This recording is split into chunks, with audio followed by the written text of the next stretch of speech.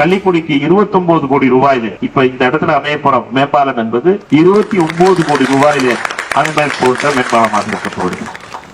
நம்முடைய மிக முக்கியமான, அதுவும் கள்ளிக்குடியை போன்ற ஒரு கிராமத்தினுடைய தாய் கிராமமாக இருக்கின்ற இந்த பகுதியினுடைய மிக முக்கியமான சந்திப்பாக மாறிவிட்டது. இந்த பகுதியில் இருக்கின்ற அடுத்தடுத்து கடைகள் வருகின்றன, வீடுகள் அதிகரித்துக் கொண்டிருக்கின்றன.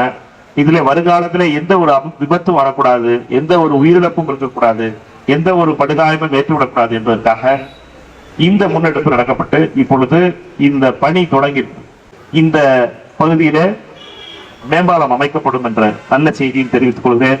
இதற்கு முழு ஒத்துழைப்பு தந்த நம்முடைய உள்ளாட்சியினுடைய பிரதிநிதிகளுக்கும் அனைத்து சகோதரர்களுக்கும் சட்டமன்ற உறுப்பினர்களுக்கும் என்னுடைய நன்றியை தெரிவித்துக் கொள்கிறேன்.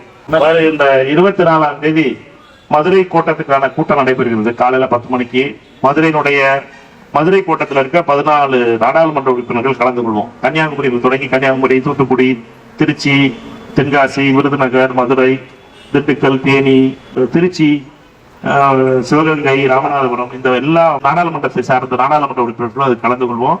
அந்த கூட்டத்தில் உங்களுடைய ரயில்வே கோரிக்கைகளை பற்றி உறுதியாக அதில் எடுத்துரைப்பேன். அதுக்கு பின்னால டெல்லியிலே மத்திய அமைச்சரையும் சார்ந்து சந்தித்து இதை வலியுறுத்துவோம் என்பதை தெரிவிச்சுக்கிறோம். ஏன்னா நம்ம எதிர்கட்சியில் இருக்கோம். அதனால எதிர்கட்சியில் இருக்கும்போது நம்ம கோரிக்கையை போராட்டம் தான் பண்ண முடியும். வலியுறுத்தலாம், கோரிக்கை வைக்கலாம், போராட்டம் பண்ணலாம். அதனால மத்திய அரசிடம் அதை தொடர்ந்து பண்ணுவோம். நீங்க கொடுத்த கோரிக்கையை தொடர்ந்து வலியுறுத்துவோம், போராடுவோம், அதுக்காக பேசுவோம்.